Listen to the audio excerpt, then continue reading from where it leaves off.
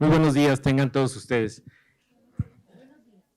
El día de hoy tenemos una situación complicada porque nuestro conferencista nos acaba de llamar y nos manifestó, ¿verdad? Bueno, que tuvo un contratiempo, no va a estar con nosotros. Sin embargo, el día de ayer iniciamos en el seminario con Nora Bringas y bueno, pues ella nos hizo el favor de estar con nosotros y, y es parte de lo que está sucediendo en el seminario del Sotoya, el vino de Chihuahua, de tal manera que es un material sumamente interesante y al cual lo vamos a reproducir aquí con ustedes.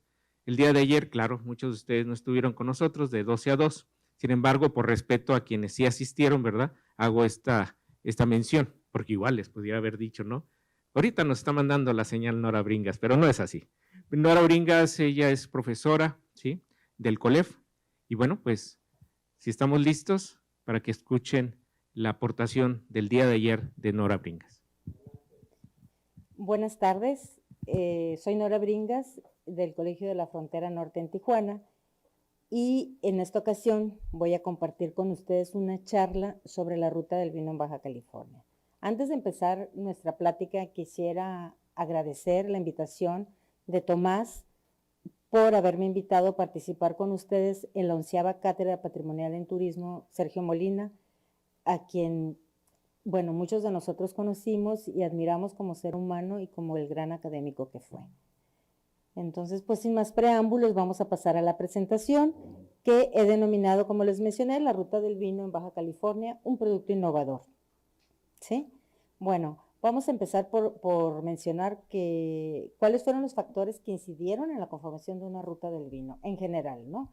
Básicamente es importante mencionar que desde finales del siglo pasado, del siglo XX, se empieza a percibir el territorio con nuevos ojos y se empieza a hacer una nueva valoración de lo natural, lo cultural y lo rural, en términos obviamente de atracción turística.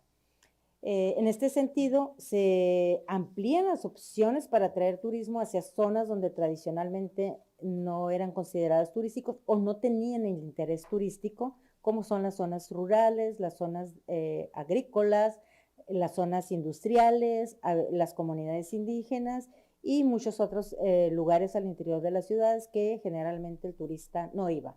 ¿Por qué? Porque el turismo, acordémonos que el turismo de masas es un turismo estandarizado que iba normalmente a visitar lugares de sol y playas donde tuviera todo el confort y todo a la mano, ¿no? Todo en un mismo lugar.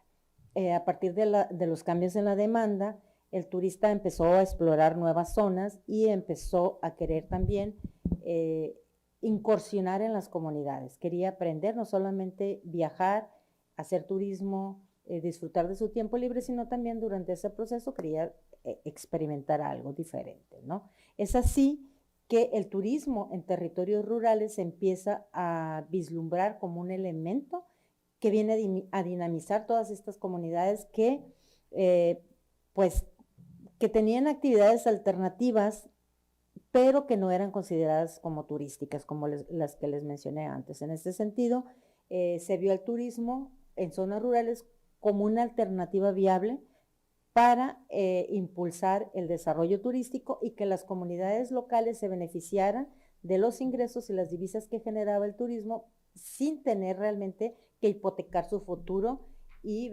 teniendo que destruir sus recursos para poder subsistir. Entonces uno se pregunta, bueno, pero ¿para qué diseñamos una ruta turística si hay tantos productos turísticos que ya existen en México, ¿no? Entonces, ¿para qué generar uno nuevo? Pues en realidad una ruta turística que no necesariamente tiene que ser orientada a las cuestiones del vino, se diseña para incrementar la actividad turística en determinada área geográfica, sobre todo en zonas donde, como les mencionaba antes, originalmente no eran atractivas para el turismo. También contribuyen a las rutas turísticas a generar riqueza a través de una actividad complementaria a la que ya existe ya en la zona, ¿no? También ayuda, sin lugar a dudas, a mejorar la infraestructura de la zona geográfica donde se establece, no solamente por la construcción de las carreteras, sino también por la señalización, la señalética y todos los servicios que vienen acompañados al desarrollo de este nuevo producto turístico, de esta nueva ruta.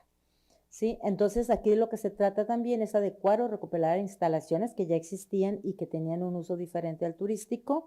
Y una de las más importantes, considero yo, por la que se hace una ruta también es para diversificar y desestacionalizar la actividad turística. Aprovechar las temporadas bajas para ofrecer productos diferentes para que el turismo y la región tenga de qué vivir cuando no es temporada alta para el turismo. Otra de las cosas son realmente las rutas turísticas se convierten en propuestas originales, que son muy creativas, muy imaginativas y que están muy orientadas a vivir, a que el turista viva experiencias diferentes, ¿sí? En ese sentido también una ruta lo que busca es sensibilizar a los visitantes acerca de los diversos temas y problemáticas culturales, ambientales y sociales que existen en determinada región, fomentar un diálogo entre visitantes y visitados. ¿Por qué? Porque las rutas propician un acercamiento con la población local y también se promueven nuevos tipos de cooperación que contribuyen al desarrollo humano y económico. Entonces, ¿qué es una ruta turística? Pues una ruta turística básicamente permite incorporar aspectos culturales, sociales y ambientales, según la definición de Brouwer, y debe organizarse en torno a un tema e integrarse por un conjunto de establecimientos o construcciones relacionadas a la producción que se refiera, en este caso al vino. ¿Esto qué quiere decir? Que a través de una ruta turística se promueve toda la cadena productiva, no solamente el producto final, que es el servicio al cliente, que es el turista, sino que se busca que todos los distintos componentes de la cadena productiva participen y se beneficien de esta ruta. En el mapa que tenemos a la derecha podemos ver una figura de lo que es la ruta del vino en el Valle de Guadalupe. Ahorita lo vamos a ir desmenuzando poco a poco. Bueno, la ruta del vino, les decía, es la creación de una ruta, representa una experiencia turística sensorial y al estar inserta en zonas rurales permite también apoyar económica, social y culturalmente al sector agrícola. ¿Por qué decimos que es una experiencia turística sensorial? Porque tanto en el turismo como en el vino, lo que se busca en este tipo de turismo es exaltar los sentidos, ¿no? Es vivir, que el turista viva una experiencia diferente a la que podría encontrar en otros lugares. Y como el vino, el turismo también, para que tenga efecto, el turismo vive también de todos esos imaginarios, de todos esos mitos y leyendas que tenemos y que se pueden cristalizar a través del vino. El vino, yo hago un símil entre lo que es el turismo y el vino, porque para degustar un vino intervienen los 5 sentidos, lo mismo que para el turismo, ¿no? Porque primero uno ve, se enamora, después toca, siente, percibe, y eso es lo que pasa también con el vino, ¿sí? Entonces, el turismo y el vino se convierten en un binomio perfecto para impulsar el desarrollo de una zona y que se convierta en un eje transversal que promueva el desarrollo local comunitario.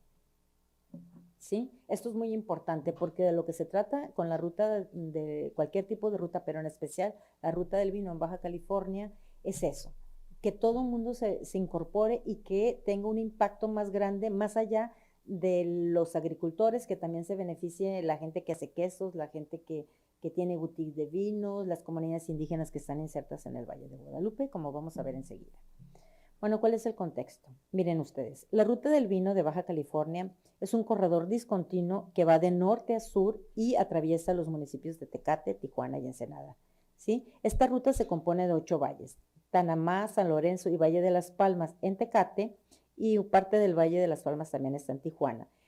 Y la mayor parte de los valles se ubican en el municipio de Ensenada, como es el Valle de Guadalupe, que es el corazón de la ruta del vino. También tenemos una zona emergente para donde se está explotando también el turismo y el vino, que es Ojos Negros, en otro de los valles muy importantes, que es La Grulla o el Ejido Uruapan, en Santo Tomás, que fue la cuna, podríamos decir, de la vitivinicultura en Baja California, y el Valle de San Vicente, que se ubica más al sur, a un lado de San Quintín.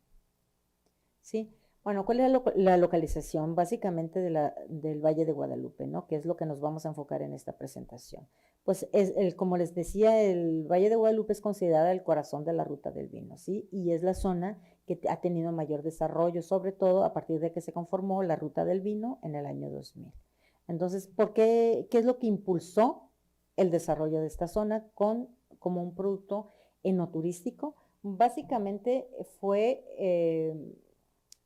Pues primeramente el tipo de clima que tenemos, ¿no? Tenemos un tipo de clima de tipo mediterráneo, con lluvias en invierno y tenemos veranos cálidos que vienen acompañados, normalmente son cálidos y en la noche refresca con vientos que vienen de los mares. Baja California es un estado que está rodeado de mares, entonces este tipo de climas es muy benéfico para el desarrollo de la vida. Pero según Hugo da Costa, la cualidad más importante que tenemos en la vitivinicultura de Baja California, básicamente dice él que descansa en 3 pilares o 3 vértices, ¿no? Primero, las variedades de uva que han sido bien adaptadas al tipo de clima que tenemos nosotros, porque recordemos que la vitis vinífera es europea de nacimiento. Esto no quiere decir que aquí no hubiera vid, pero era otro tipo de vitis.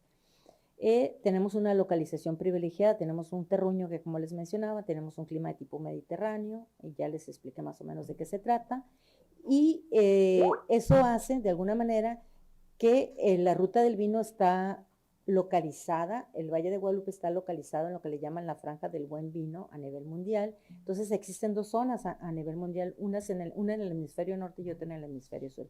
En el hemisferio norte es donde se ubica el Valle de Guadalupe, que se ubica básicamente entre los paralelos 30 y 50 de latitud norte y los mismos paralelos en el hemisferio sur.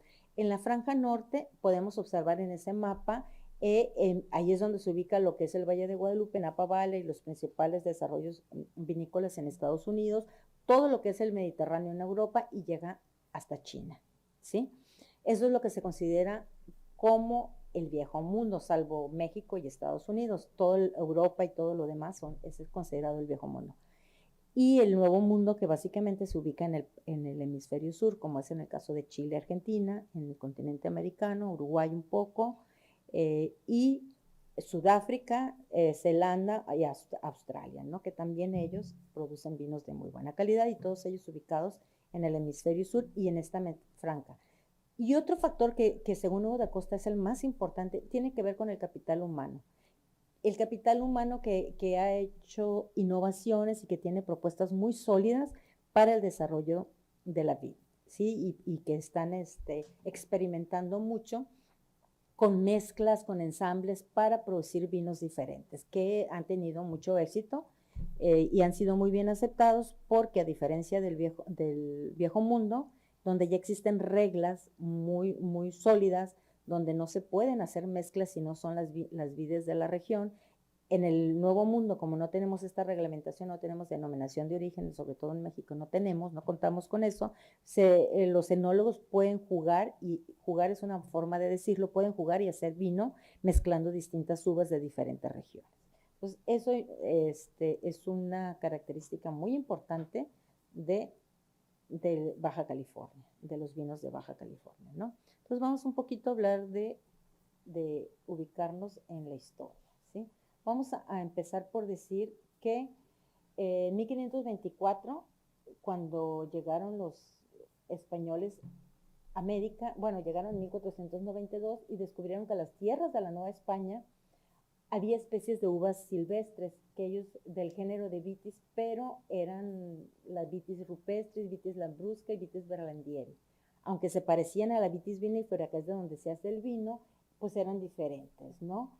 Y aunque se hacía de alguna manera una bebida que no podríamos decir que era vino todavía, porque eran vinos, bebidas muy ásperas y de no muy agradable sabor, ¿no? Sin embargo, pues se tiene conocimiento que en la Nueva España bien pudo originarse el cultivo de la vid, más o menos hacia el año de 1522, 1524, cuando Hernán Cortés mandó traer de España un gran número de plantas o de sarmientos de vid. Durante la colonización, Hernán Cortés formó un decreto el 24 de marzo de 1524, mediante el cual ordenaba que cualquier vecino que tuviera indígenas a su servicio estaba obligado a sembrar 1000 sarmientos por cada 100 aborígenes, bajo la supervisión de misioneros, quienes les enseñaron a cultivar y a cuidar las vides para la producción de vino. Este vino básicamente era el vino de consagrar que utilizaban para las misiones, y que solamente era para el consumo de los españoles, ¿sí? Empezó a desarrollarse mucho la vitis en México, de tal más suerte que en 1595 el rey Felipe II expidió un decreto real mediante el cual se prohíbe la siembra de nuevos viñedos y la producción de vino en la Nueva España, ¿sí? De tal manera que ordenó destruir los viñedos. La mayor parte de los viñedos en esa época se ubicaban en lo que es, pues en las áreas cercanas a lo que es hoy la Ciudad de México, la zona metropolitana, y pues Baja California está muy alejada de todo esto, entonces como que acá no llegó ese decreto, ¿no? De cualquier manera, fue hasta 1697 cuando se tiene registro de las primeras vides en Baja California. Y esto la trajeron obviamente los misioneros, que fueron quienes sembraron las primeras viñas en la península, en Baja California Sur específicamente, en la misión de San Francisco Javier, por el padre Juan de Ugarte. La uva plantada por los frailes fue de una variedad especial a la que se le llamó uva misión, misma que todavía existe en algunos ranchos de aquella época que han mantenido las vides viejas, y que en Sudamérica este tipo de uva se le llama criolla. Posteriormente, cuando aquí hubo 3 órdenes religiosas muy importantes, primero llegaron los jesuitas, fueron expulsados, llegaron los franciscanos, que duraron muy poco tiempo, fueron expulsados, y finalmente llegaron los dominicos, que son los que tuvieron mayor tiempo en la península, y fueron ellos quienes de alguna manera les tocó desarrollar el mayor número de misiones, sobre todo en Baja California Norte. Recordemos que la migración, en este caso de los misioneros, llegaron de sur a norte, entraron por La Paz y fueron subiendo hasta en aquel territorio de la Alta California que pertenecía a México, ¿no? Entonces, se establecieron varias misiones. En Baja California, concretamente, la primera misión donde se sembró vid para hacer vino fue en la bodega, la misión de Santo Tomás de Aquino. En aquel entonces fue en 1888.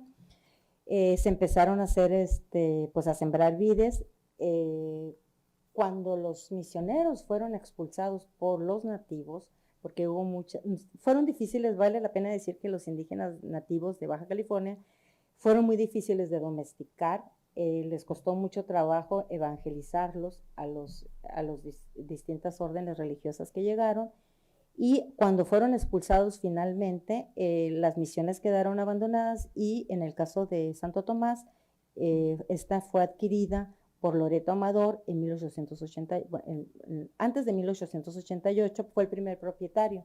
El señor tenía problemas de salud, se tuvo que endeudar, entonces siguió haciendo vino, pero él al morir vendió la bodega a Francisco Andona Egue y a Miguel de Omar, quienes compraron la misión de Santo Tomás y fundaron lo que hoy conocemos como Bodegas de Santo Tomás, que es la vinícola más vieja de Baja California, no de México. La más antigua de México es la que está en Coahuila, Parras, Coahuila, Casa Madero, ¿sí? Fue la primera.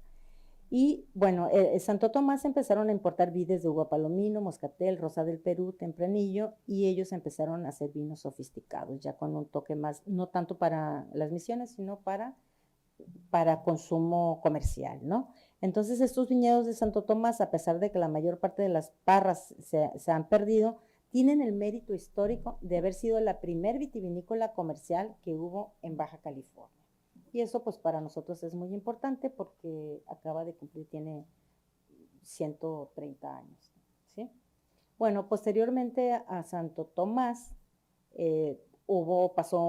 pasaron varios años, y no fue hasta 1906 cuando llegaron los rusos molocanos a establecerse en lo que hoy es el Valle de Guadalupe, que se empezó a desarrollar realmente la agroindustria del vino como la conocemos hoy en día, ¿no?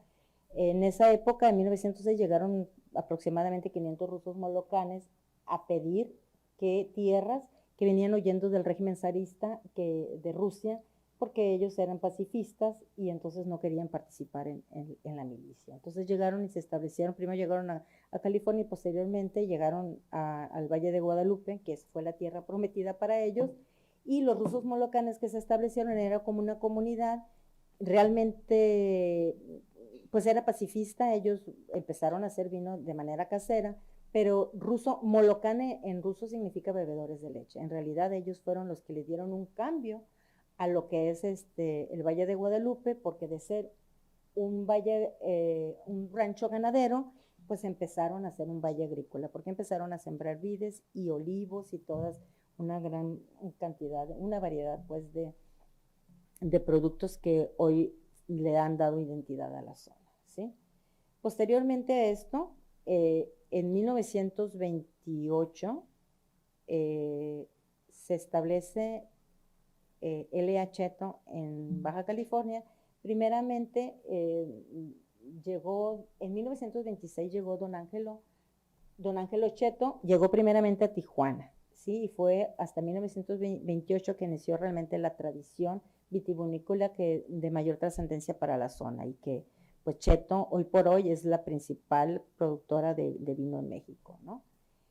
El señor Ángel Cheto empezó a hacer vinos de manera pues muy artesanal en el traspaso de una tienda que tenía de licores que se localiza en lo que hoy es la Avenida Revolución, en la calle Cuarta más o menos.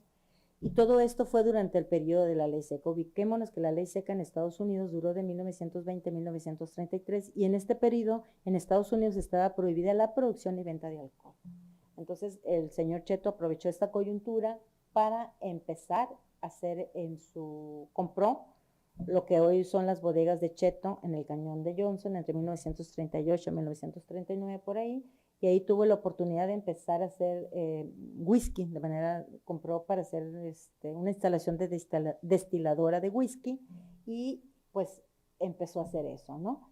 Y posteriormente continuó utilizando las cavas, que son uno de los atractivos turísticos más importantes de Tijuana, para en sus bodegas, donde hoy por hoy todavía guarda sus vinos. Entonces vale la pena ir a conocer en Tijuana cuando vayan las bodegas de Cheto.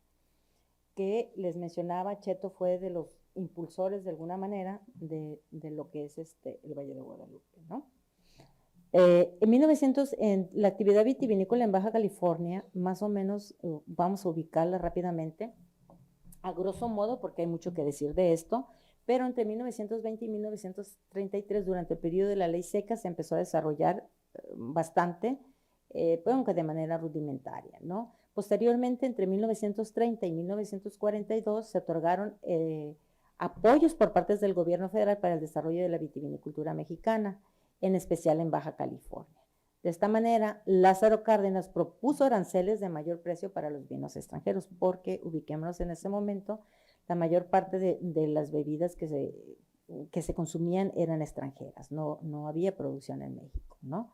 Y posteriormente Manuel Ávila Camacho constituye la ley vitivinícola en este periodo, 1941. Bueno, posteriormente, durante la década de los 50, Bodega Santo Tomás otorga un crédito a los rusos molocanes para incrementar la escala de la producción de vino que ellos hacían de manera artesanal, fundando con ello una verdadera industria del vino. Posteriormente, entre las décadas de los 60 y los 70, se establecen también grandes empresas vinícolas en el Valle de Guadalupe, una de ellas Casa Domecq, y también a mediados de los 60 se establece Cheto en el Valle de Guadalupe. Recordemos que Cheto empezó en Tijuana y en Tecate, donde tenía la mayor parte de sus plantíos, y posteriormente no es hasta mediados de los 60 que se va hasta al Valle de Guadalupe.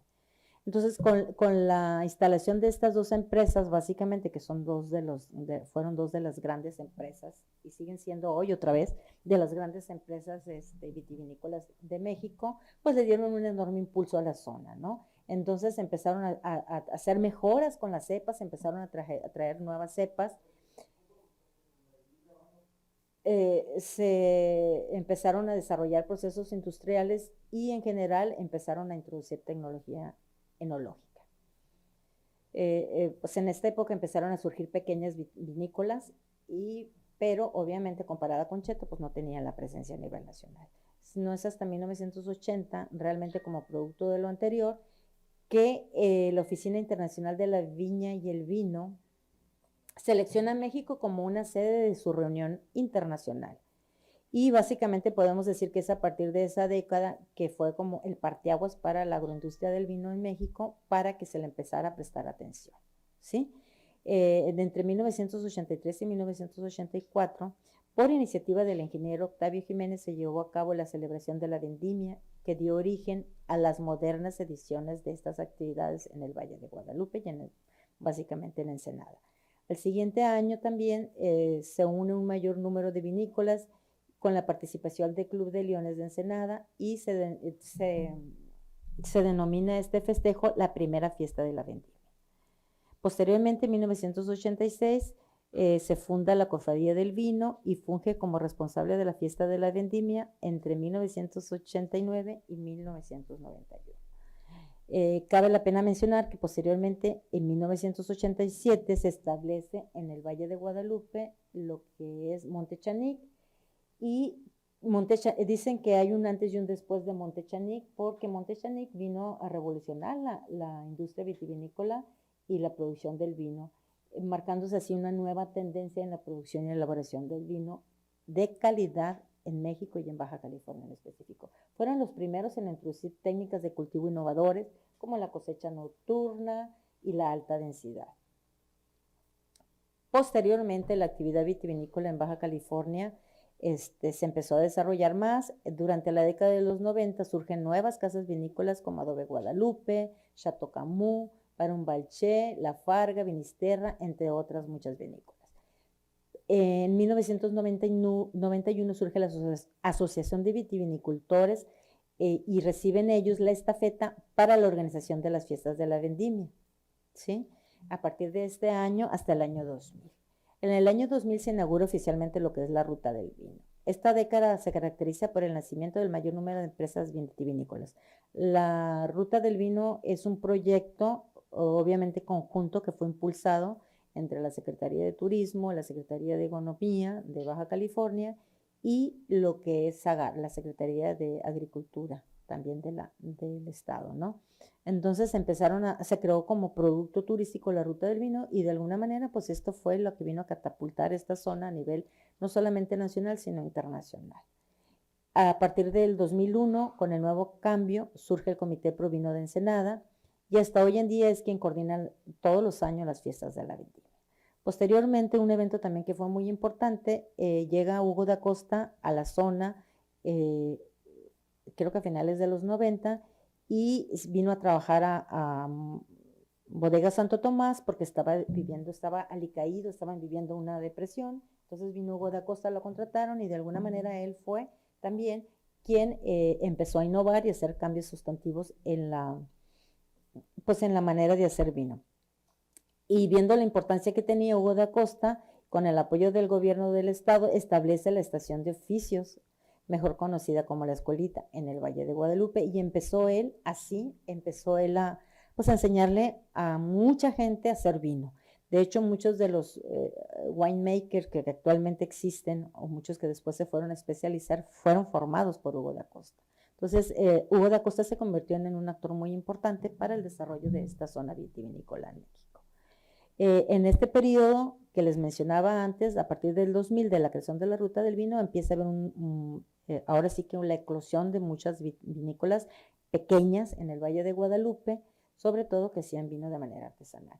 Y viendo la importancia que estaba cobrando esta zona, en el 2012 se inaugura el Museo del Vino en el Valle de Guadalupe, que este museo cuenta la historia de cómo llegó la vida aquí a México y a Baja California, y a partir de entonces cualquier visitante pues puede ir a conocer un poco de la historia. Yo creo que ese es de los mayores aciertos que ha habido, la construcción de este Museo del Vino. ¿Sí? ¿Por qué?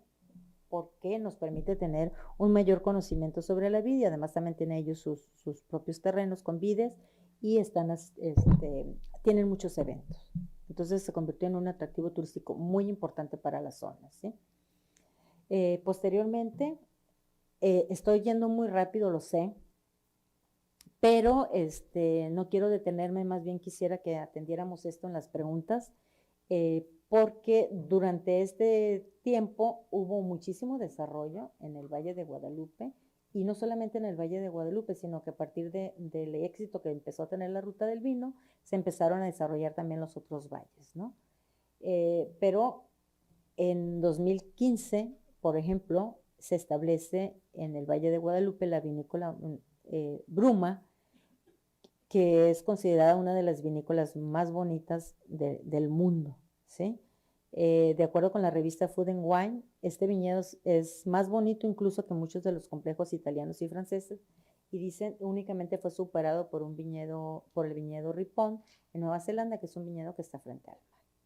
Pero lo bonito que tiene esta vinícola, la arquitectura, es que recupera mucho del paisaje natural de la zona, ¿no?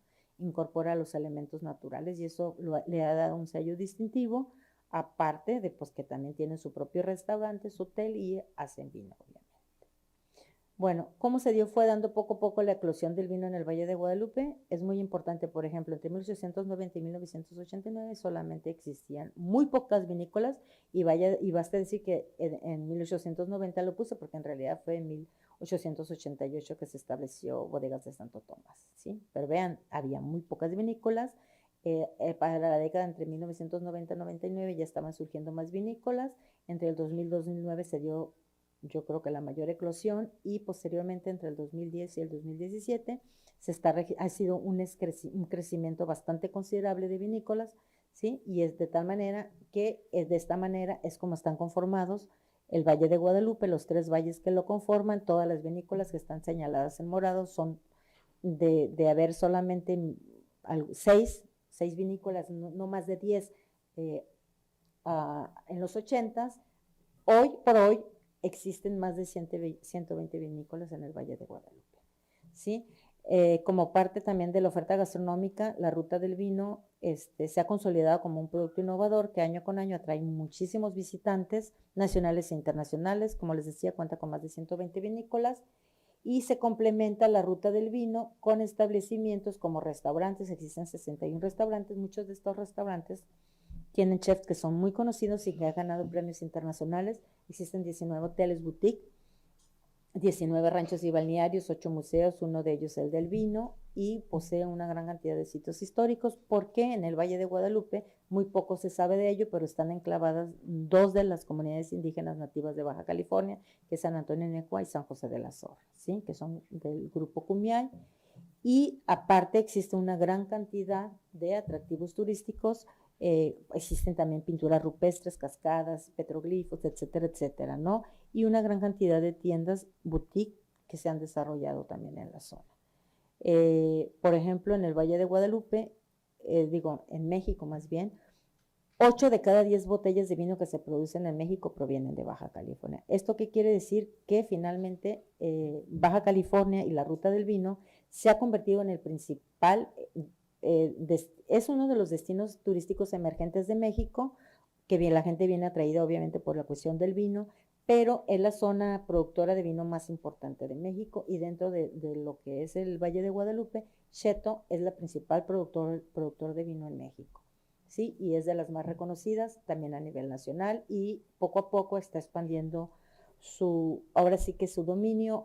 Ya Cheto también compró terrenos en Ojos Negros, seguramente para allá va el desarrollo de la industria vitivinícola, de la agroindustria, y también yo sé que también compraron terrenos en Chihuahua, así que es muy posible que pronto también veremos el desarrollo de la agroindustria del vino con mayor fuerza en Chihuahua, ¿sí? Pero bueno, para el Valle de Guadalupe, sin duda, el vino se ha convertido en un desarrollo y en un producto turístico muy importante, sobre todo el enoturismo.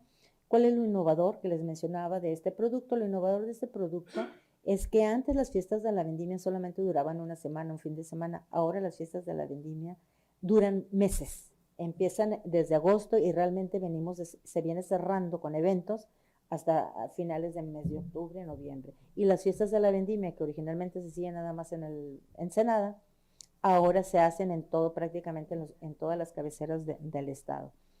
¿Por qué? Porque junto con el desarrollo de la agroindustria del vino, gracias al turismo, se empezaron a desarrollar otro tipo de productos, como la gastronomía, que ha sido muy importante para el desarrollo del Valle de Guadalupe. Muchos chefs internacionales empezaron a venir solamente en verano, ya finalmente se establecieron. Entonces el vino desde mi punto de vista, el vino es gastronomía bebible, ¿sí? Entonces viene también a contribuir a mejorar pues la oferta turística en el estado. Pero, ¿qué es lo que pasa hoy por hoy en el Valle de Guadalupe? ¿Cuáles son los principales retos y oportunidades que tenemos?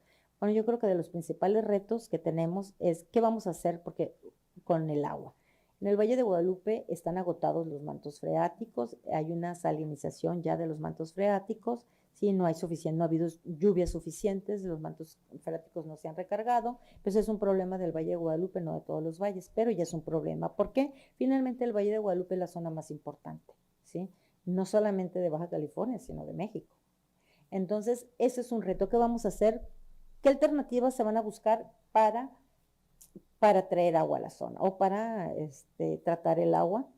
De dónde se va a traer de otros valles, por eso se está desarrollando la agroindustria hacia Ojos Negros y hacia sobre todo los valles de La Grulla, San Jacinto, San Vicente, ¿sí? Y en Tecate también se está dando, que Tecate fue la primera zona vitivinícola que se desarrolló en Baja California, pero como se abandonó, muy poco se sabe de ello.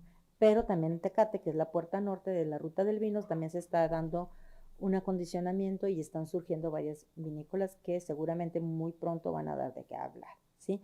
Pero en el Valle de Guadalupe uno de los retos que hoy por hoy se enfrenta es la aprobación y el cumplimiento del reglamento urbano turístico de los valles, ¿sí? ¿Qué es lo que pasa? Cuando estamos hablando que ya el reglamento se hizo un programa sectorial de desarrollo urbano y turístico para el Valle de Guadalupe, para los valles. El Valle de Guadalupe está compuesto básicamente por tres valles, que es San Antonio de las Minas, Francisco Zarco y El Porvenir, ¿sí? Entonces, cuando se hizo el programa sectorial, no se hizo un reglamento para que se ejecutaran los usos del suelo. Hoy por hoy ha habido tanta eclosión, tanto desarrollo, tantas vinícolas en el Valle de Guadalupe que se ha generado un caos. Entonces, ahorita uno de los retos y oportunidades que yo digo que tiene ahorita, hoy por hoy, el Valle de Guadalupe, es que realmente se apruebe y se dé cumplimiento a este famoso reglamento que va a venir a ordenar lo que es la actividad de vinícola junto con la cuestión urbana y turística, porque ha habido varios intentos de transformar este valle rural hacia una cuestión de turismo más masivo, ¿no? De tipo residencial. Y como sabemos, el turismo es gran devorador de espacios y gran demandante también de agua. Entonces, el riesgo que se corre si se hace eso, si no se controla, si no se aprueba lo del reglamento, es que se van a poner a competir el uso agroindustrial con las cuestiones de un turismo más masivo, más residencial. Y eso ya conocemos todos los que estamos en turismo, las consecuencias de lo que ello implica. Bueno, ese para mí es el reto más importante, el agua y la aprobación del reglamento. Otra de las cosas que también me parece que es importante es la certificación de empresas. Han surgido tantas empresas, muchas de ellas pues no están certificadas, y no es que estén certificadas, sino que también es importante cuidar la calidad y sobre todo capacitar a la gente que va a atender las mismas. Pasamos, recordemos, de una actividad primaria, la gente estaba acostumbrada a trabajar en el campo y de repente se vio inmersa en todo este mundo de visitantes, en todo el sector terciario, entonces la gente no está preparada para dar atención a esta ola de visitantes que cada día llegan a esta zona. Entonces, para mí ese es un reto muy importante y además de ello también se requiere impulsar una cultura turística en la población local y en la propia población de turismo, porque son improvisados muchos de de los trabajadores que están en estas bodegas, ¿no? Y yo digo también que está en proceso de construcción la identidad vitivinícola de los valles. Baja California tradicionalmente ha sido un lugar de migrantes, no hay mucho apego todavía a la tierra y yo creo que se está construyendo y se ha demostrado sobre todo este apoyo, sobre todo por parte de los enólogos y los vitivinicultores que quieren que se respete la vocación del valle, están defendiendo que así sea y para mí eso está generando de alguna manera también un desarrollo endógeno, que eso también es muy importante. Entonces, lo que se requiere ahorita es un fortalecimiento de las redes de confianza entre el sector público, el sector privado, el sector privado, ¿sí? Entonces, esto es un asunto de que todos podemos ganar si se establecen esas redes de confianza. Y algo que también me parece muy importante y que significa un reto para el Valle de Guadalupe es que existe una mayor integración de las comunidades indígenas nativas al desarrollo que está experimentando la zona. Con ello lo que quiero decir es que no deben marginarse a las comunidades indígenas de este boom que está experimentando la zona a través del vino. Bueno, pues con esto cerraría mi charla con ustedes y damos un espacio para preguntas y respuestas para pues tener una interacción con ustedes, ¿sí? Nuevamente quiero agradecer a Tomás la invitación a este importante evento. Muchísimas gracias.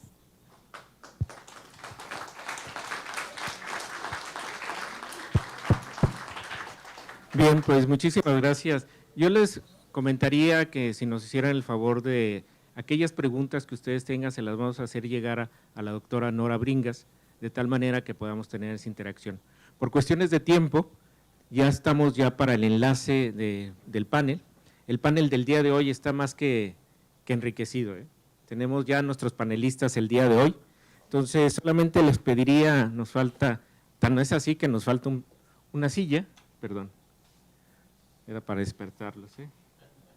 Nos falta una silla, Sanya, si es tan amable de traernos una silla más antes de iniciar el panel, ¿sí? Permítanme un momento.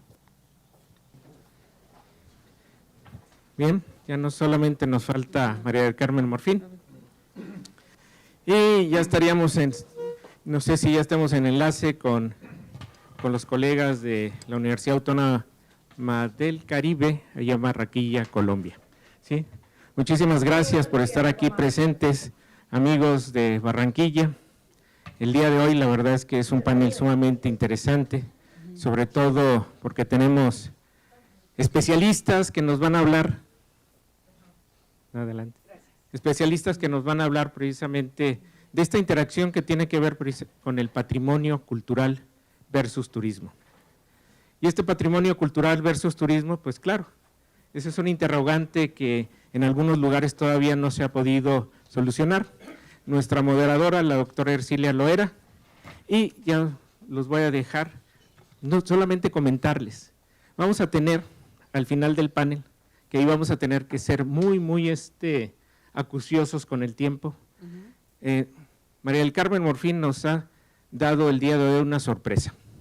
Y ella trae el libro de animación turística para el diálogo de saberes. Entonces, al final del panel, muchos de ustedes ya llenaron un papelito y se va a hacer una rifa. En esta primera rifa, ¿sí?, van a ser 3 libros. Al cierre, o sea, en la tarde, vamos a tener la siguiente rifa, ¿sí? Entonces, esto, y te agradezco mucho, María del Carmen, porque, bueno, pues es una aportación para aquí, para los alumnos de la Escuela de Turismo.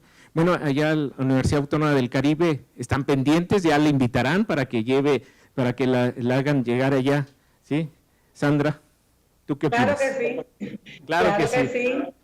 Y ya tenemos el libro también. Muy bien.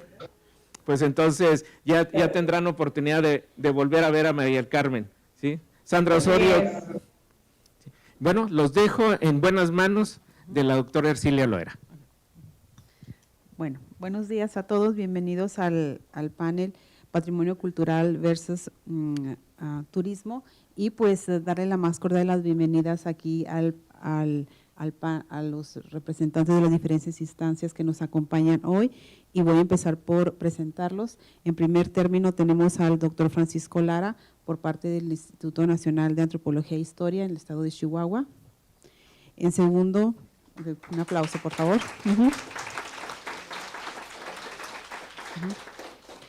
Enseguida tenemos al señor Mario Madrid, representante del municipio de Janos.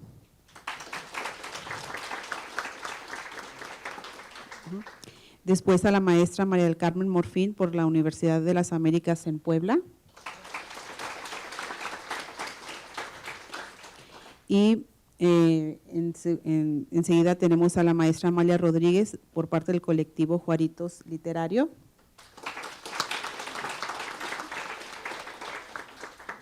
También nos acompaña el profesor Teodoro Montes Solórzano, representante de la Sociedad Paso del Norte por la Cultura de la Historia, Asociación Civil. Y por último, el señor Jaime Moreno Valenzuela, del Rancho Las Voces.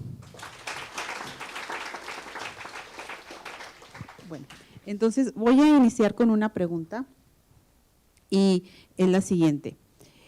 ¿Se puede hablar o se puede llegar a una relación armónica entre el turismo, tomando en cuenta que pues va en cuestiones de que el interés primordial es, uno de los intereses es tener una rentabilidad a corto plazo, y por otra parte la cultura que se interesa precisamente por el patrimonio en sí? Adelante, ¿quién gustaría iniciar? ¿El doctor? ¿Sí? Bueno, muchas gracias. Comentar un poco que incluso el nombre del panel desconcierta un poco, a lo mejor de alguna manera esta antípoda o este versus como que quizás nos predispone un poco a asumir una relativa posición. Me gusta la pregunta en el sentido de que habla quizás de una relación armónica, que estamos en el otro escenario, y a lo mejor nosotros como gente abocada a las ciencias sociales, al diseño de políticas públicas, a la reflexión en torno al turismo, tendríamos que buscar un ejercicio mucho más puntual en cuanto a ponderar cuáles pudieran ser los elementos que convergen en torno a esta relación y prescindir un poquito a priori de los adjetivos, ¿no? Si va a ser armoniosa o si va a ser antagónica. La idea importante es buscar un escenario quizás de complementariedad, donde pudiera haber un ejercicio desde la academia y desde las políticas públicas para tratar de encontrar una sinergia y un punto importante de inflexión donde el turismo como tal y el patrimonio cultural como tal puedan convivir dentro de lo posible, y el tratar de buscar estos comos atractivos que nos pudieran dar una viabilidad en tanto esta convergencia. Todo esto implica, por supuesto, ejercicios de carácter tanto cualitativo como cuantitativo, y evidentemente que implica también una función del Estado y una regulación importante. Simplemente para ceder un poco la palabra y dar un poco contexto, en la búsqueda de información que estábamos viendo con la Organización Internacional del Turismo, la Organización Mundial del Turismo, hablaba que tenemos actualmente 1.800 millones de vuelos de turismo internacional mundiales. Esto a lo mejor, si hablamos de una población que ronda alrededor de los 7,000 millones de habitantes en el mundo, nos dará un poco una idea de por dónde está evolucionando esta incidencia turística y esta demanda de turismo en el mundo. Solo para darles contexto, en la década de los 60 solamente había 25 millones de vuelos relacionados o de viajes relacionados con turismo internacional. Para la década de los 90, 95, teníamos 538 millones solamente, para que tengan la proporción, y para ahora se estima para el año 2030, 1.800 millones de vuelos o traslados vinculados con el turismo internacional. Es un dato que puede ser abrumador y que nos da un poco el contexto de cómo todos los países, todos los nichos culturales, todos los espacios territoriales están de muchas maneras reaccionando simplemente a una demanda mundial que está privilegiando estos traslados internacionales abocados al turismo. Bueno, ok, muchas gracias. El señor Madrid, representante del municipio de Janos, ¿cómo vive esta relación, si es que la hay, entre el turismo y el patrimonio cultural? Bueno, primeramente, buenos días. Bienvenidos días, todos. buenos días. Gracias, Tomás, señora esposa. Pues bueno, yo represento la cultura y turismo de Janos, cronista del municipio. Y pues en nuestro municipio, pues la cuestión económica está reforzada sobre la agricultura y ganadería, pero tenemos registros desde la colonia que sí le hicieron el intento a los viñedos, a los huertos españoles, pero también estamos muy al pie de la división continental, donde el clima pues no parece que sea muy favorable. Entonces, bueno, pues yo me incursioné en lo turístico por allá el 2013, 2014, y pues no hay una iniciativa sobre el turismo en nuestra región, y ya que formamos una región noroeste, el Gran Noroeste, que algunos ya conocen, pues tenemos una intersección de 3 carreteras muy importantes, la que viene desde California, las Bajas Californias, los que salen por el Berrendo, una pequeña frontera en el norte de México, que salen de Arizona, California. Tenemos el Puerto Internacional de Palomas, obviamente Ciudad Juárez y El Paso, que nos visita mucha gente, pero no hay empresas, no hay restaurantes, no hay esa iniciativa por empezar un turismo en nuestra región. Nosotros nos consolidamos el 2014 como un grupo desde la sociedad civil para fortalecer la cultura, el turismo en nuestra región, porque vimos que a pesar de que no estaba muy estructurado lo que era el turismo ni cultura, pues nos dedicamos a la tarea de concientizar a las escuelas, recorrer todos los niveles académicos para conocer nuestra propia región, porque pues de hecho pues no sabíamos ni cómo habíamos llegado a nuestra región, ni cómo habían progresado nuestros antepasados. Gracias a ese tiempo pues tuvimos esa región, tuvimos pueblo, tuvimos cultura, y pues ahorita el mayor énfasis es conectar con Ciudad Juárez, con El Paso, y pues este evento internacional pues creo que nos favorece porque nuestra región sí está completamente en el abandono, no tenemos la infraestructura hotelera que deberíamos de tener, no tenemos esa ruta definida todavía como un circuito turístico, que su servidor y el grupo lo estamos pues tratando de realizar y enfocar. Sí tenemos una destilación ahí, una sotolera que muchos ya la conocieron, el sabor del sotol, pero también tenemos una gran reserva de la biosfera que fue decretada ya como el 2001, la reserva de los bisontes, que a lo mejor ya lo conocen también. Pues esos puntos para nosotros nos sirven para agarrarlos como un circuito turístico, pero hemos visto muy poco interés tanto en gobiernos municipales como dentro de la sociedad. En este caso somos un grupo muy pequeño que andamos abarcando ese espacio, pero creo que hoy haciendo presencia con ustedes, pues me uno a este gran proyecto internacional de turismo, y pues nuestra región lo recibirá siempre con los brazos abiertos, y pues cualquier cosa que resulte aquí con la Sociedad Paso del Norte, con la institución del señor Tomás Cuevas, pues con todos podemos organizar ese tour y conocer ese turismo cultural, ese turismo que todavía está ahí medio empolvado. Tenemos que resurgir, y si no tenemos ese pasado bien definido, pues tenemos un presente muy desalentador y un futuro muy incierto. Yo creo que yo me uno a este gran trabajo internacional. Estaba mirando ahorita la ruta del vino, impresionante en las Bajas Californias.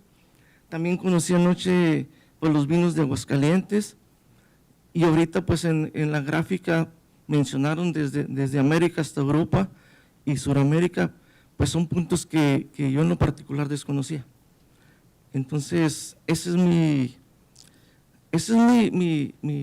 concepto ahorita, y pues felicito a todos los panelistas que yo sé que están bien preparados, y pues ahí voy aprendiendo yo junto con ustedes.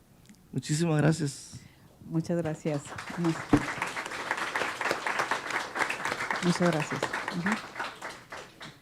¿Cuál sería la óptica por parte de la maestra Morfín en cuanto a esta relación de patrimonio cultural y turismo? Gracias. Gracias por la invitación. Saludos a Sandra de aquí para allá, con mucho gusto y cariño volverte a ver hasta Colombia. Sandra, un beso. Gracias.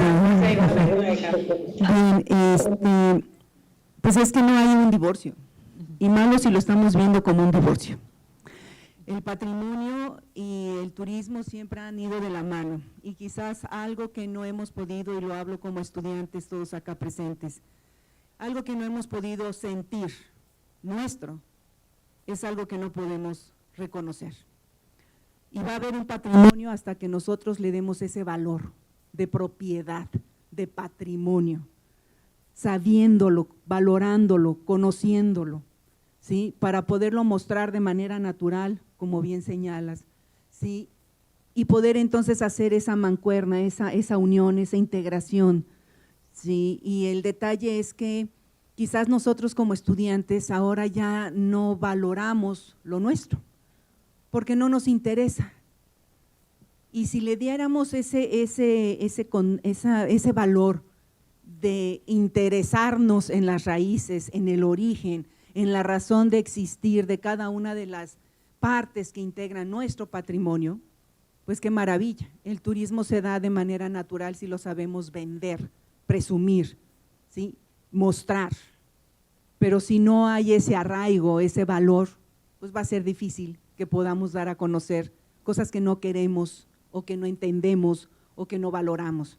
Entonces yo creo que ese matrimonio es el que nos hace falta a nosotros como instituciones académicas y quizás al empresario, el poder hacer ese matrimonio, pero de pasión, sabiéndolo valorar, sabiendo y conociéndolo y explicándolo. O sea, no es lo mismo, y hoy en la tarde voy a hablar un poquito de eso, no es lo mismo el que yo tenga, ¿sí?, y que haya nacido en un lugar de origen y me desatienda de todo lo que este lugar de origen tiene.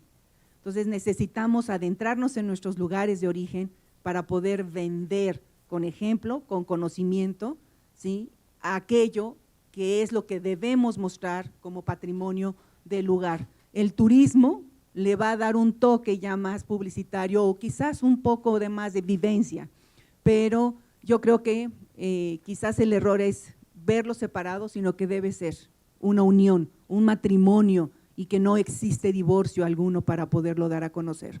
Es mi punto de vista. Gracias. Gracias.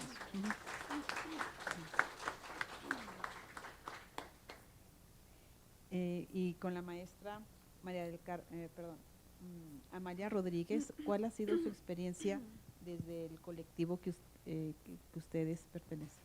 Sí, bueno, hola, buenos días. Primero agradecer la invitación y el poder estar aquí. Yo pertenezco al grupo Juaritos Literario.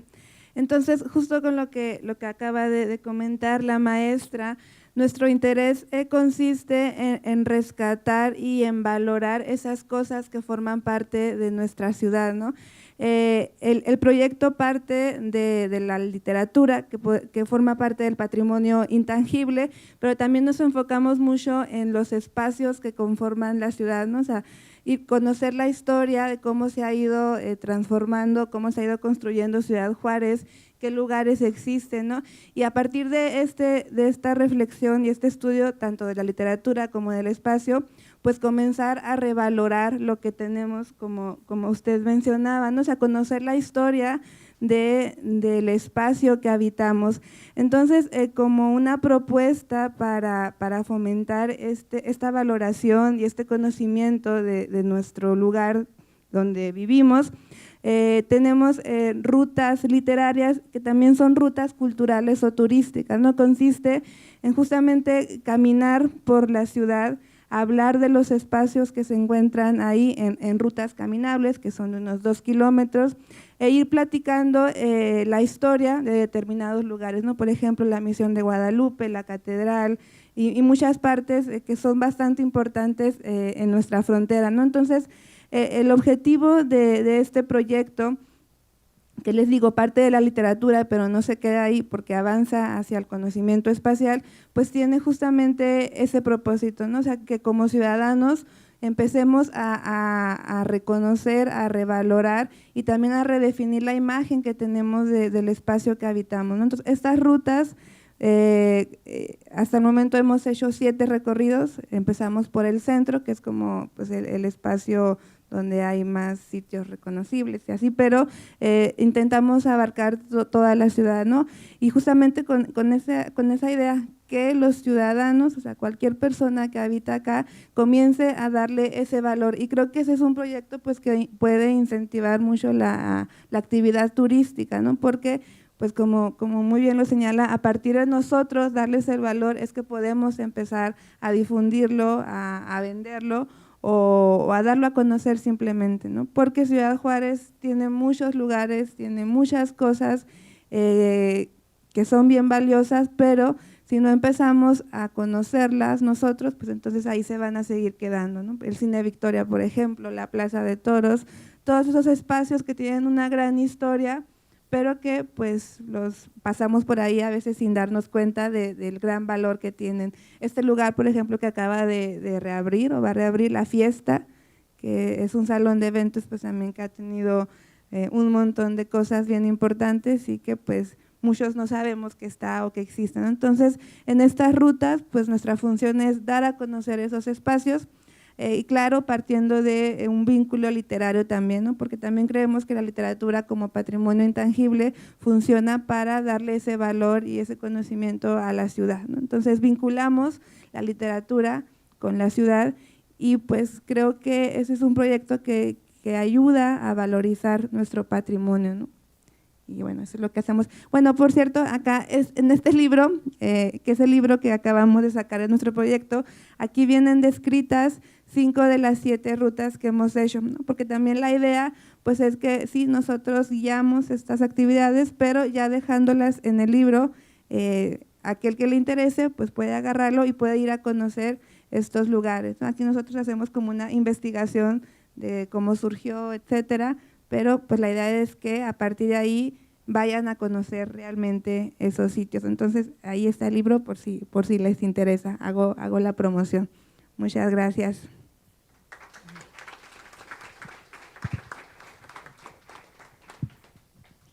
Bueno, adelante, profesor Teodoro Montes. Muy buenos días. Perdón. Un saludo a todos los jóvenes aquí presentes y sobre todo si son de la carrera de turismo y a los de Barranquilla, jóvenes que aunque ahorita se les ve cansaditos y tienen que soportarnos, les mandamos un saludo desde esta frontera que tiene mucha historia, que tiene mucho que platicar. Yo creo que si les preguntamos a todos ustedes jóvenes, tanto de Barranquilla como de Juárez, tenemos el conocimiento de un embajador que promovió nuestras ciudades de muchos años antes, Juan Gabriel. Yo creo que no hay parte en el mundo donde no se le conozca. Y en un tiempo que me tocó estar en el sector gubernamental, llegaban brigadas de África, llegaban las jugadoras de voleibol de Centroamérica, del Caribe, de todos lados, y lo primero que preguntaban era, ¿dónde queda el Noa Noa? Desafortunadamente, bueno, ya está convertido en un estacionamiento, nada más hay una placa conmemorativa ahí con las manos puestas de él, una estrella, y una réplica igual en la casa que se le da más importancia de una de las varias que tiene Juan Gabriel en esta ciudad y en donde prontamente se va a convertir en un museo, por fortuna, y a la calle contigua, la Nicaragua, se va a convertir en un corredor turístico con una gran estatua en honor a él, con un restaurante anexo, unas propiedades que se están ahorita adecuando para que el visitante que viene y que ya es una parada obligada, incluso el turibús. Ahí es un punto que quise resaltar porque hablamos en algunos lugares donde se puede contar con los viñedos, en otros con las costas, en la sierra, Krill, con los divisaderos, los bosques. Nosotros no tenemos nada, sin embargo, es una ciudad en donde no existe el desempleo. Si ustedes ven, hay jóvenes en las esquinas haciendo malabares, como en todos los países, porque bueno, tienen unos sueldos excelentes, forman parte del entorno urbano, pero nuestra ciudad tiene mucho que ofrecer. Este 8 de diciembre vamos a cumplir 360 años como ciudad. Una ciudad que tiene 360 años tiene mucho que ofrecer como patrimonio. Tiene sitios históricos, tiene puntos que debemos conocer como dentro del sector turístico. Yo les pregunto a los jóvenes, hay una calle que se llama Fray García de San Francisco y hay una placa de bronce. Es una de las pocas placas que existe en la ciudad. Tenemos más de 200 monumentos, nada más 2 conservan su placa de bronce en toda la ciudad. El resto fueron hurtados, pero corresponde a nosotros ciudadanos cuidar ese patrimonio, darlo a conocer y sobre todo, primero nosotros tenemos la obligación de conocerlo para poder promover. Si yo no conozco mi ciudad, no la puedo vender, no la puedo promocionar. Hay países en Oriente que están adquiriendo un avance económico gigantesco, los países asiáticos, porque aunque nosotros somos historiadores, no nos gusta engancharnos en el pasado. Tenemos que ayudar a que ustedes conozcan lo que tenemos del pasado para proyectar hacia el futuro, que es donde está la ganancia. El turismo es la única actividad que deja divisas frescas. Cuando el dinero local se mueve entre nosotros, pasa del pintor a la tienda, del tendero al supermercado y nada más circula entre nosotros. Pero cuando llega el turista, nos trae divisas frescas. Eso enriquece a nuestra ciudad. Y nosotros contamos en el entorno con unas dunas de Samalayuca, con unos petrograbados antiquísimos que desgraciadamente no hay mucha protección y los están grafiteando, pero son prehistóricos. Contamos con sitios históricos dentro de la ciudad, más de 200 monumentos conmemorativos, que hay que saber conocerlos, y hay edificios en donde ha habido eventos de mucha importancia. Pero además, Ciudad Juárez tiene un turismo que es fácil de aprovechar, el que nos atrae el consulado. Somos una de las pocas ciudades que tenemos un consulado a donde llegan miles de personas de todo el mundo a tramitar sus documentos aquí en esta frontera. Por eso, si ustedes se fijan del cambio que hubo de la López Mateos del consulado hacia donde está ahora en las Misiones, se llenó de edificios y hoteles que proporciona trabajo a muchos de ustedes cuando egresan de estas carreras. Pero ojo, yo los invito a que tengan una inquietud empresarial en lugar de convertirse en empleados de este tipo de carreras. Ustedes tienen el potencial, tienen la capacidad y las herramientas que se les han dado para hacer lo que esta cátedra precisamente trata, el turismo, la creatividad dentro del turismo. Y Juárez tiene mucho, mucho para dar. Ustedes serán los que en sus manos manejen el futuro de nuestra ciudad y el patrimonio lo depositamos en ustedes. Aquí está, existe desde hace más de 360 años. La historia no empezó cuando llegaron los españoles, ya teníamos historia. Los que puedan ir al Paso, que no debo vender el Paso, ¿verdad? Pero somos ciudades hermanas. Ellos tienen un museo muy bonito sobre los indígenas que habitaron en esta región, a tamaño natural, como si estuvieran vivos, ahí los vemos. Eso nos hace falta aquí, un soporte, un apoyo con museos, jardines botánicos, acuarios. Tenemos el conocimiento de que en Colombia hubo una ciudad que resurgió también por las condiciones de vida que tenían muy similares a las de nuestra frontera, por cuestiones que todos conocemos del narcotráfico, y resurgió y tiene uno de los acuarios más bellos de todo el mundo. ¿Por qué nosotros también no seguir esos ejemplos? Tomar lo positivo y desarrollarlos. Y eso va de la mano, patrimonio y turismo. Muchas gracias.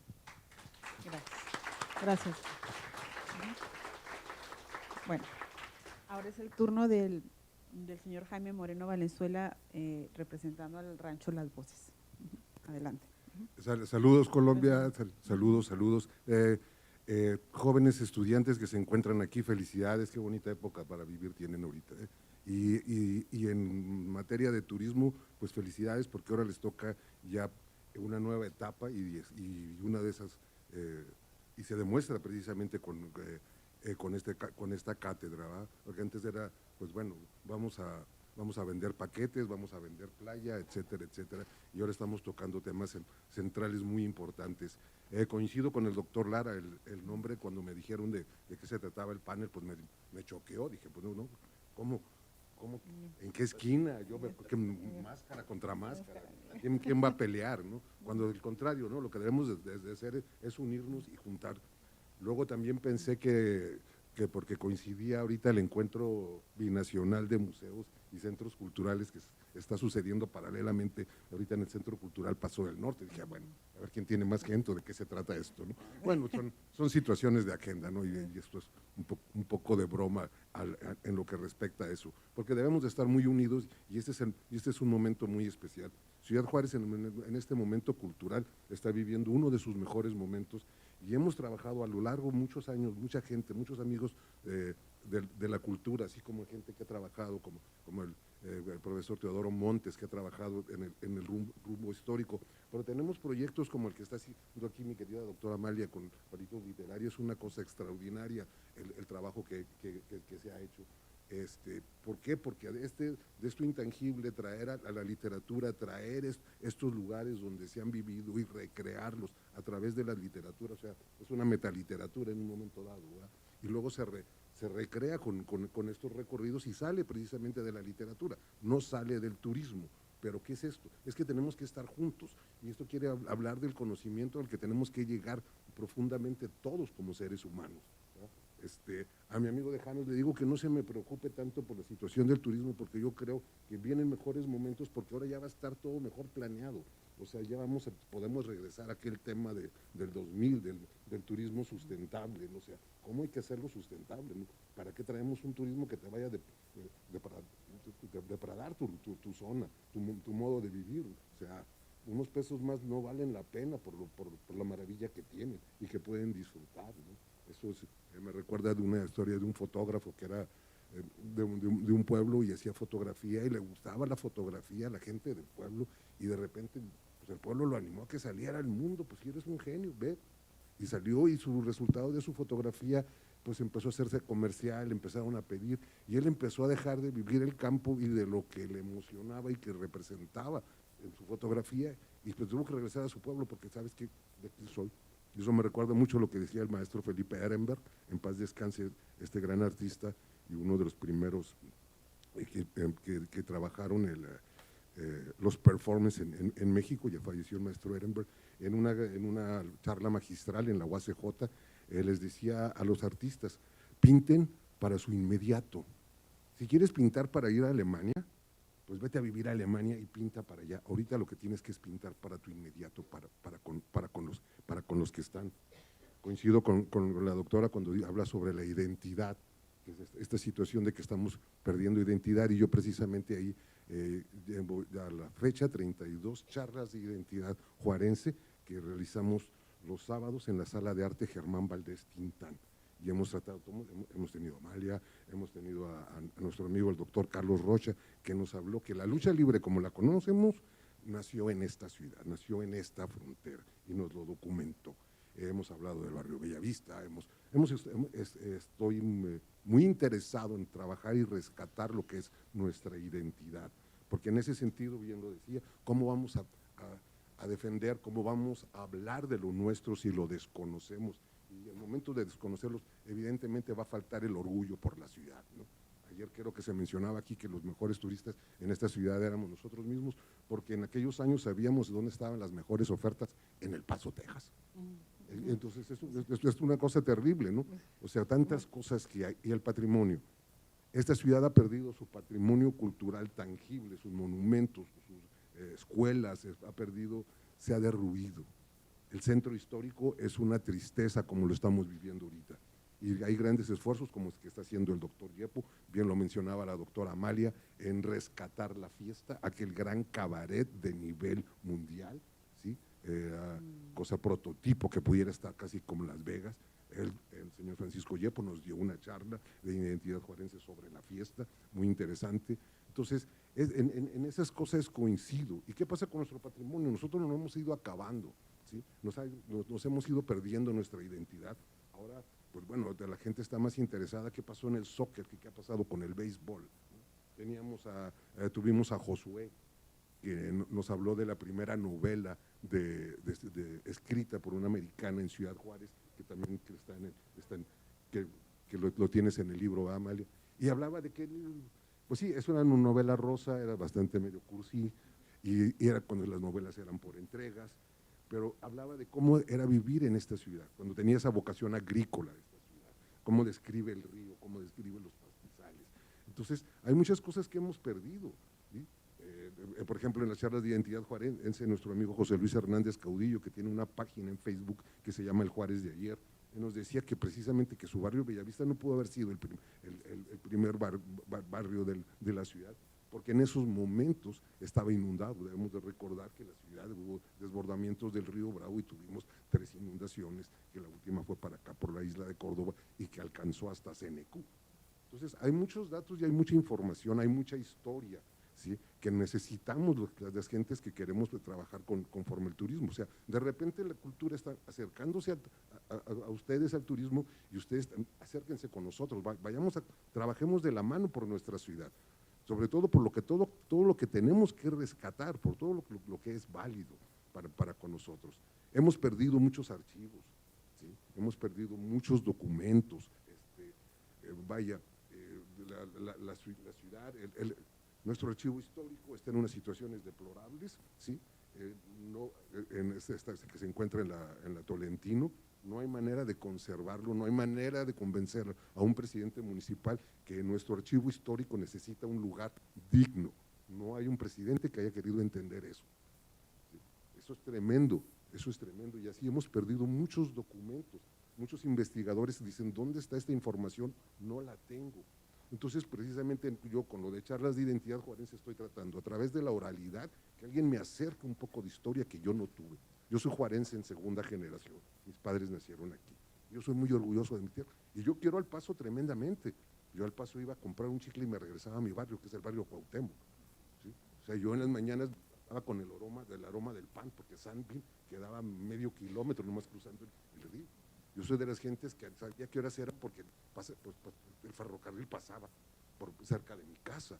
Yo soy de esa gente que tiene esas añoranzas por ese Juárez, y lo disfruto. Soy esa gente que me educaron que cuando tocaban la puerta y recibía a la gente, lo primero que había que ofrecer era un vaso de agua.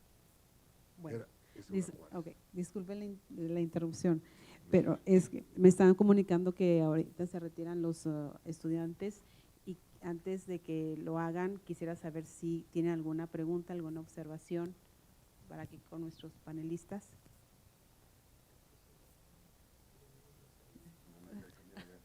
Allá en Barranquilla.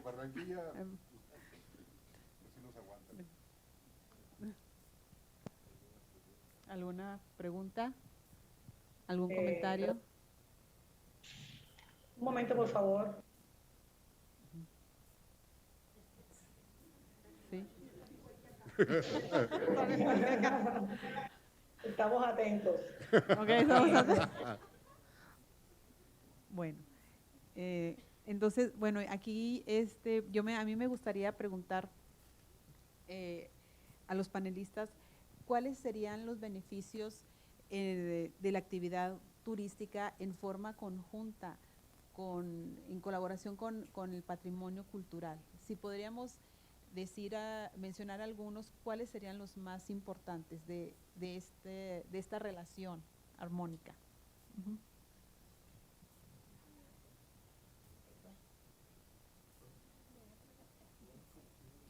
Uh-huh. Vamos en el mismo orden. Bueno, más allá de la pregunta, que me gustaría mucho compartir esta problematización, aprovechando que hay estudiantes, que hay colegas dedicados a la cuestión de turismo. Evidentemente que hay un cúmulo de ventajas económicas, culturales, identitarias, en cuanto a la pertenencia, en cuanto a la motivación y actividades locales, pero más que nada para los estudiantes de turismo, que esta parte es muy importante destacarla. Nosotros desde una institución normativa, que es el Instituto Nacional de Antropología e Historia, que es una instancia normativa que regula mucho el patrimonio cultural, su investigación, su difusión, su conservación. En ese sentido, los estudiantes de turismo también tendrían que empezar a preguntarse de qué manera es pertinente hacer esta vinculación tanto del patrimonio territorial o cultural vincularlo con las actividades económicas y con el turismo mismo, ¿no? No es un deseo fortuito ni tampoco es una ocurrencia la que se tenga que dar. A veces platicábamos con gente aquí cercana de Samalayuca, o sea, todo mundo tiene una idea importante, quiere poner un hotel al lado, otro quiere poner un negocio de ciertas actividades. Digamos que todos tenemos estas inquietudes como actores sociales locales, pero el esfuerzo para poder vincular al patrimonio cultural o territorial o los paisajes culturales mismos con la economía y con el turismo implica de un ejercicio muy importante que tendría que ser incluso hasta interdisciplinario. Nosotros desde la actividad turística, por supuesto que podríamos estar preocupados en cómo alentar, en cómo promocionar, en cómo hacer redituable y tener iniciativa al turismo, pero para llegar a todo este esquema tenemos que hacer una serie de diagnósticos previos que van desde la misma infraestructura, desde el mismo acervo patrimonial, desde la misma viabilidad funcional del nicho, del lugar y desde la misma vinculación con los actores locales donde se quiere establecer este vínculo del turismo con los paisajes culturales y una vinculación justa con el acervo del patrimonio cultural intangible, que esa parte también es muy importante. El patrimonio cultural intangible como un cúmulo, un acervo de actividades, de referencias simbólicas, de ritualidades, de tradiciones que distinguen y le dan identidad a un grupo social específico. Entonces, para decirlo en términos mexicanos, ojalá y lo entendieran, lo compartieran los colegas colombianos, no es hacerlo a lo Borras, o sea, no es hacerlo con el impulso mismo y con la ocurrencia presentista. Tenemos que incluso revisar muchas de las experiencias exitosas, entre ellas la de España en particular, donde incluso ya hay nichos culturales, por ejemplo, como la Alhambra o como otros nichos en Andalucía, donde incluso ya se dosifica el flujo de turistas porque ya no hay esta capacidad en cuanto al espacio, a la territorialidad, a la infraestructura para recibirlo. En Machu Picchu también se estaban planteando esta posibilidad, en Teotihuacán, acá en México tendríamos que hacerlo. No es importante que la gente esté encima de una pirámide para decir que conoció Teotihuacán y finalmente estar de alguna manera interviniendo de manera negativa en el lugar. Por ello es mucho más importante establecer todos estos diagnósticos previos donde podamos decir si esta viabilidad del turismo y su vinculación con el patrimonio cultural es realmente ponderada y es pertinente para un contexto geográfico específico. Aquí tenemos que armarnos desde la perspectiva de nosotros como estudiantes de turismo, de poder establecer vínculos incluso con otras áreas y otras disciplinas que pudieran de alguna manera dar este tipo de diagnósticos mucho más pertinentes para que las políticas públicas que respaldan y avalan estas iniciativas turísticas puedan ser totalmente viables y puedan alentar el desarrollo específico de las localidades sin menoscabar y sin banalizar el acervo cultural de las localidades. Entonces, en ese sentido, abrir un poco más el horizonte para ustedes como estudiantes. No todo se sitúa en promover, en alentar, en tener iniciativas, sino que hay que hacer todo un estudio de carácter tanto cuantitativo como cualitativo para ver cuáles son verdaderamente las características que distinguen al lugar y cuál es su pertinencia en tanto a integrarlo a un proyecto turístico que justamente incorpora el patrimonio cultural. Muchas gracias. Nada más les suplico que una intervención de 1 minuto porque tenemos que cerrar y procedemos a la rifa. Queremos hacer una intervención también en Barranquilla, si podemos. Ah, ok. Sí, claro. Bueno, entonces, ¿cuándo? Sí, después del señor Madrid, Pues, procedemos con ustedes, ¿sí? Sí, pues, buenos saludos a Colombia, hasta los estudiantes, a la maestra. Felicidades, muchachos jóvenes, especialmente al grupo de turismo que están especializándose en esa rama. Pues yo creo que no se esperen, como decía un compañero ayer, hasta agarrar su título para empezar a abrir el camino turístico. Entonces, hay muchos caminos por donde empezar. por dónde empezar como dice uno, a quebrarse en este movimiento turístico. Yo les hago una cordial invitación para que conozcan el municipio de Janos en el ámbito cultural. Quiero comentarles que la Reserva de la Biosfera, ya por decreto federal, por gobernación, pues ya se va a implementar el turismo, pero con la implementación de la conservación ecológica, que es un problema a nivel mundial. Y en base a eso quiero hacerles una invitación a ustedes jóvenes, que nosotros como adultos tenemos esa responsabilidad, pero no hemos hecho más que muy poco. Yo los invito a todos a tomar esa importancia en lo que nos está provocando a nivel mundial el cambio climático. Pues necesitamos abrir conciencia para no contaminar ríos, arroyos, los mares. Entonces, en nuestra región de Janos, la biosfera de Janos, estamos implementando ya ese turismo, pero todos los participantes y los visitantes, pues ya tenemos que equiparlos con bolsas para no tirar la basura ya pues sí, en los pastizales. La reserva de los bisontes también está también ya por decreto de gobernación. Ya también se van a empezar los tours y pues poco pronto les comunicaremos los costos para abrir ese turismo en nuestra región, que sí está un poco bastante abandonado, pero sí quiero hacerles esa invitación a todos en general, a Colombia, cuando anden por estas regiones, pues hacer un intercambio cultural, turístico, y los esperamos en Janos con los brazos abiertos. Muchísimas gracias. Gracias, muy amable, señor Mauro. Gracias. Bueno, ahora sí pasamos a Barranquilla. ¿Nos escuchan? Sí, sí, se escucha. Ok, perfecto. Bueno, más que todo, escuchándolos y teniendo en cuenta la pregunta que se acaba de lanzar, pensaría yo que realmente la disociación que existe no es entre el turismo y toda la parte patrimonial o todo el concepto patrimonial. La disociación está entre los expertos que lo manejamos. Es decir, no estamos interactuando realmente antropólogos, lingüistas, sociólogos, para que los expertos en turismo podamos entender realmente esa riqueza patrimonial que existe y podamos interpretarla de una manera adecuada para lograr productos que sean realmente vivenciales para el turista, que sean experienciales para el turista y en los cuales estemos entregando una información que sea correcta y en la cual estemos enseñando realmente toda nuestra riqueza patrimonial y cultural a ese turista, porque ni siquiera nosotros mismos la estamos entendiendo desde la parte científica, desde la parte antropológica y entendiendo pues toda su riqueza y todo su contenido. Pues en el momento en que realmente hagamos esa simbiosis entre expertos y nos entendamos en un mismo idioma, ¿verdad?, entre todos, será el momento en que podamos realmente generar productos turísticos patrimoniales y culturales que sean adecuados a cualquier turista.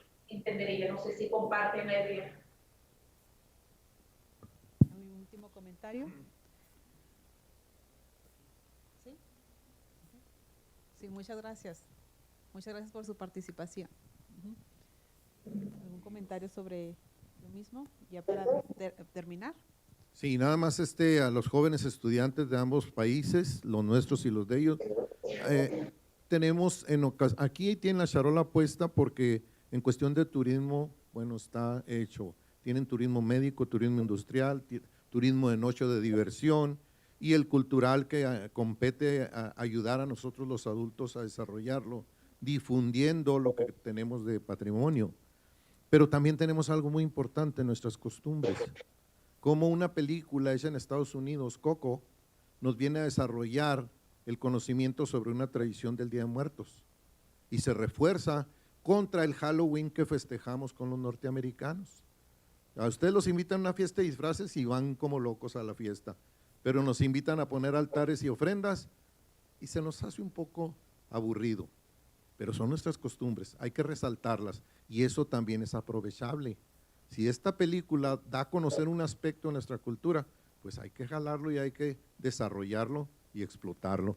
Contra la Pascua, allá dicen que una coneja pone huevos, yo nunca he visto un conejo poniendo huevos, pero ese día, desgraciadamente, nuestras autoridades municipales llenan el chamizal con una fiesta para buscar huevos de la coneja. La transculturización también, bueno, pues vamos a explotarla ya que se da. No podemos vivir divorciados del patrimonio americano contra el mexicano.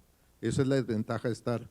Pero tenemos la toma de Juárez, que muy pocos conocen, donde gracias a un hecho histórico dimite un presidente que tenía 30 años en el poder, y aquí estuvo Francisco Villa, Francisco I. Madero, Pascual Orozco, y lograron ese evento que no lo sabemos explotar. Entonces, jóvenes, tienen una tarea como en Casas Grandes, que aparte que tienen sus ruinas de Paquimé, vamos a tener este mes de octubre el concurso nacional del bolero, y vienen de todos los países, tríos y grupos a competir por un premio nacional.